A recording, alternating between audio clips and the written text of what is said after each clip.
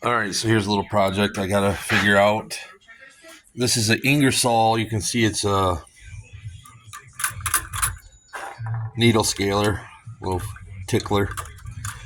I bought this a bunch of years ago, and I only used it on one or two projects. And I think I paid over $300 for this at the time.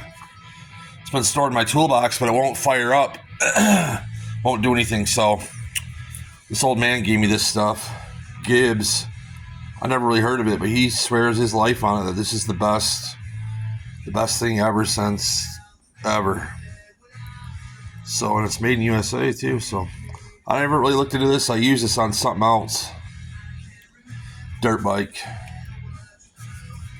had some water in the cylinder, and we got it out of there and then coated it down with this, and it seemed to do a good job of that. So what I'm doing is so I can do this, let's put a little zest in here, and I'm gonna let it sit and probably zest it a couple more times, and then we'll hook it up to the air and see if we can make it come back to life. So stay tuned. All right, so I let this stuff soak with the old man's magic spray.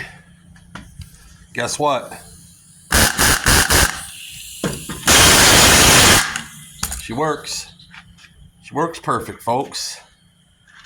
We fixed the tickler.